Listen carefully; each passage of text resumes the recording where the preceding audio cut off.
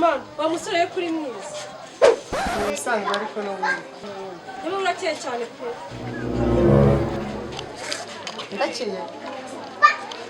namase bavugana se vugana nawe sibwo numva navugana nawe dukiko yenge ngora muri office ku karere ukaba ufite mu kopine Ngiki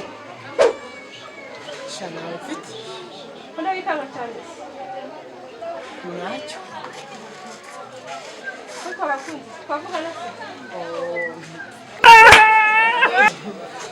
nanjye nabakunze pe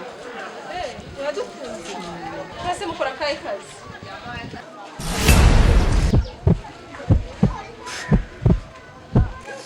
ni akazi ngi sawa nyine ngaho bayi niyo yewe